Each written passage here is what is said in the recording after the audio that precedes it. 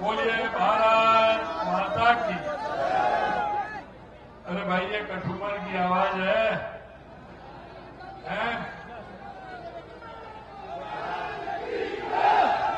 बोलिए भारत माता की। भारत माता की। भारत माता की। बोलिए गिरिराज महाराज की। बोलिए गिरिराज महाराज की। बोलिए भरतरी जी महाराज की। बोलिए पांडुबोल हनुमान जी की। बोलिए धौला मैया की। पातालेश्वर महादेव की।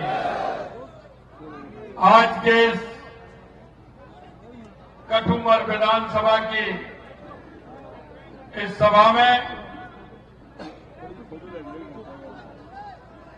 आपके अपने लोकप्रिय विधायक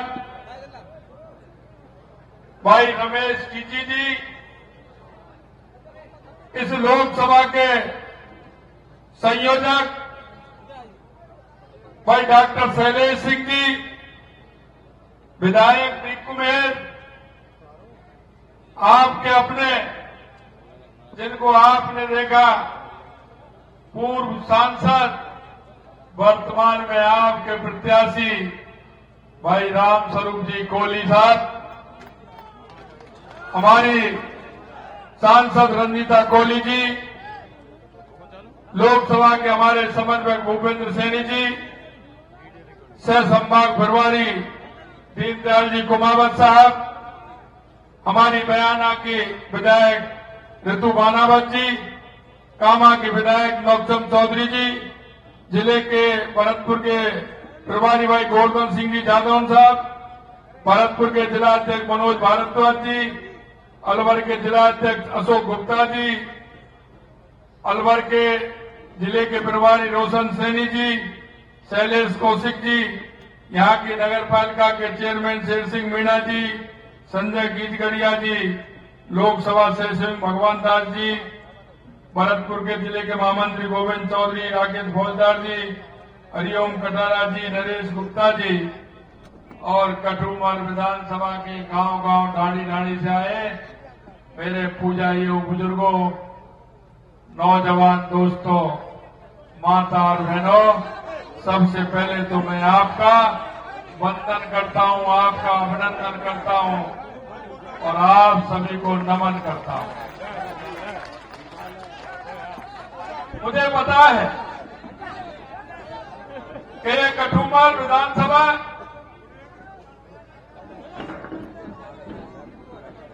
ये वो विधानसभा है जब मन में ठान लेती है ना, तो ये विधानसभा आपकी उस व्यक्ति को भारी बहुमत से जिताने का काम करती है। मित्रों, मैं आपसे इतना निवेदन करना चाहता हूं, मैं अधिकतर को सभी को पहचानता हूं, आप सभी को जानता हूं, एक एक गांव को भी मैं जानता हूं, मैंने देखा है आपने हमेशा भारतीय जनता पार्टी का साथ दिया है, भारतीय जनता पार्टी का साथ। लेकिन मैं इतना भी आपको बता देना चाहता हूं कि जब जब आपकी कोई बात आई है,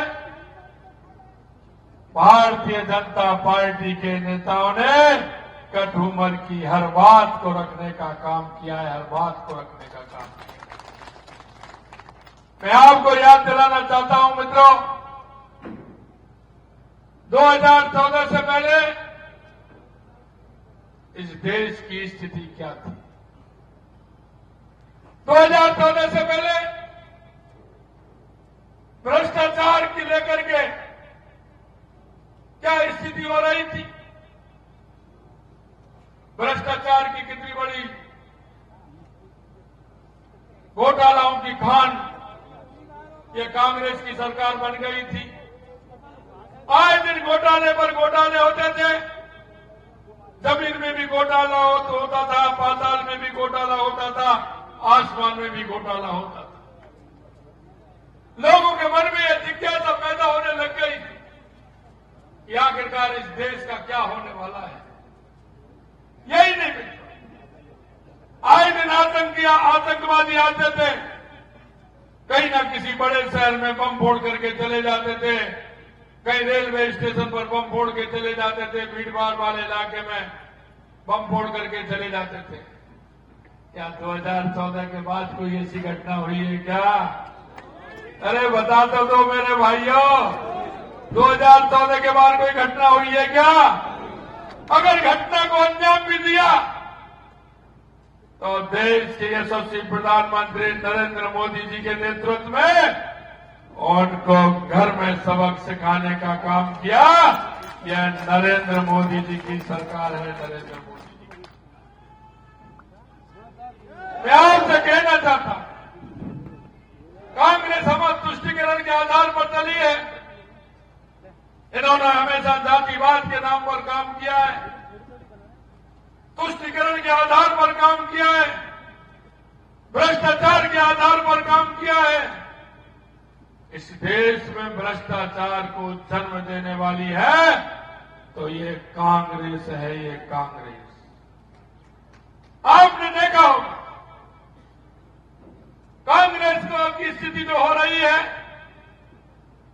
अरे इन्होंने तो रामलला को भी काल्पनिक बता दिया था, अयोध्या को भी काल्पनिक बता दिया था, राम मंदिर के निमंत्रण को भी ठुकरा दिया। ये राम की शक्ति को नहीं जानते। और मैं आपसे कहना चाहता हूं कि राम की शक्ति को नहीं जानते तो कांग्रेस में से भी राम निकल गए। हम आप देखते हैं, आप देखते हो, हम तो किसान आदमी है। गांव में जब कोई क्वार के महीने में जब जोत चलती थी तो कोई बैल बोदा हो जाता था। गांव में जब वो होता था तो क्या कहते थे कि इसका तो राम निकल गया। कहते थे कि नहीं कहते थे? कोई कमजोर व्यक्ति होता है तो उससे भी कहते कि अरे क्या हो गया तेरा तो राम निकल गया। कांग्रेस का राम निकल गया। आप देख रहे हैं, कोई कहता है कि मैं तो चुनाव ही नहीं लड़ना चाहता था, कोई कहता है कि मेरे को तो जबरदस्ती लड़ा दिया, कोई कहता है कि मैं तो लड़ना ही नहीं चाहता। आपने देखा होगा 2-2, 3-3, 4-4 टिकट वापस हो गए। और एक जगह कांग्रेस ने फॉर्म भर दिया, केंद्र की कांग्रेस कह रही है कि आप वापस लीजिए, वो कह रहा है मैं तो वापस नहीं लेता हूं। अब देखिए क्या स्थिति हो रही है। उसने वापस नहीं लिया, कांग्रेस अपने हाथ का ही विरोध कर रही है कि उसको वोट नहीं देना है। अब देखिए उस कांग्रेस का क्या होगा जो अपने आप में ही मने कर रही है बांसवाड़े के अंदर कि हाथ वाले को मत है। ये स्थिति इसलिए क्योंकि राम हमारे रोम रोम में बसते हैं। सुबह जब हम जगते हैं तो हमारे बुजुर्गों को, हमारे सम्मानियों को, हमारे से बड़े को सबसे पहले हम राम राम करते हैं।